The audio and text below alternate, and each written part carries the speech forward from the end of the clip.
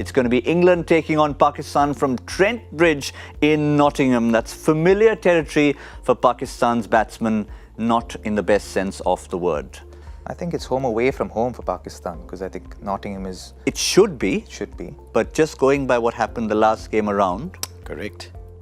Now, the last time there was a game played at the Oval, there was pace and bounce, and Jofra Archer bowled really quick, but that didn't happen today. So Pakistan will be hoping. Pakistan will be hoping things can change, but they're up against a side that has seen what happened.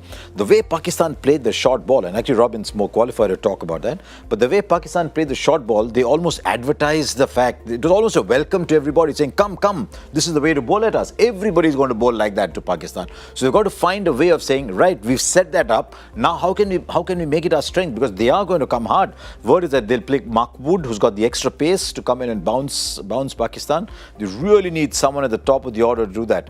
Plunkett by himself, actually Plunkett bangs the ball in short too. So they're going to get a fair bit of pace coming their way. So that's it. The names that we've got there, James Vince, Dawson Curran and Mark Wood, are the ones who didn't play that previous game. So do you advocate any changes? Because there's no reason otherwise to disturb a winning combination, except to try and push Mark Wood in. Wood for Plunkett if they think extra pace. That was exactly what I was thinking, Wood for Plunkett. I think that's the only thing. If they make a change, I don't think they will, but if they do, I think that's what they go with.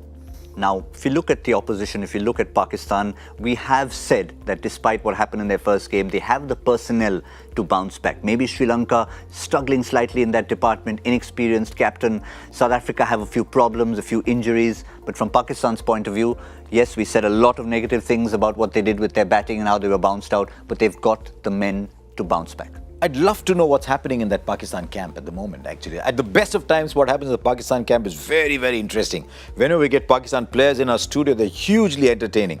But I wonder if people like Shaheen Afridi and the others are sitting up there and saying, you know what, I was your best bowler for the last 12 months. And just because I played the warm-up games, you left me out. To which Fahim Ashraf might say, yes, that's the reason I'm not playing. Junaid Khan is saying, that's the reason I'm not playing. But did the other two come in and bowl well? Amir did, but not Wahab Riaz. What do you do with Hassan Ali? Do you leave out Wahab Riaz and get Afridi back? Do you leave out Hassan Ali now? There's a lot of people there who you might want to leave out. So how they're going to play, I don't know. I'm fairly certain Haris Sohail will go out. So I don't know if they'll play Shoaib Malik. I think Shoaib Malik should be a part of this experience. squad, I mean, it's just that experience that he brings in that middle order. He'll hold that middle order together along with Mohammad Hafiz if he bats in the middle order, unless he goes up the order. And Asif Ali, because he's a tonker at the end. But I wonder if they can think like that. No, I don't think they'll make too many changes. Because it's just their second game. They'd want to just say the first game was a probably blip in the radar, and things would be better from here on in. So I think they'd want to go positive. They want to be a lot more positive. I think the one change that would be Shaheen Afridi for Wahab Riaz.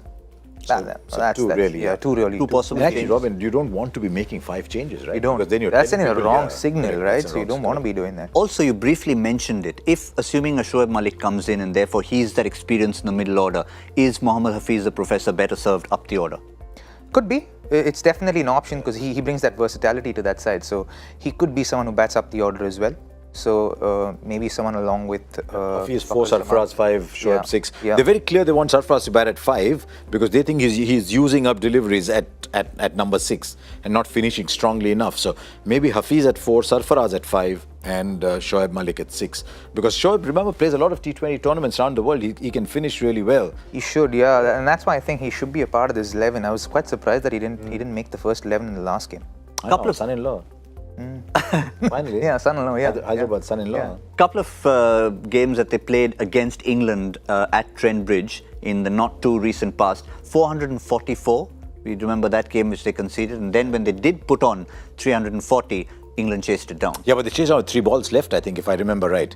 I think they chased it down with 3 balls left. Ben Stokes got those runs right at the end. That was the game Pakistan came closest to winning. Out of the 4 that they lost, that was the game they came closest to winning.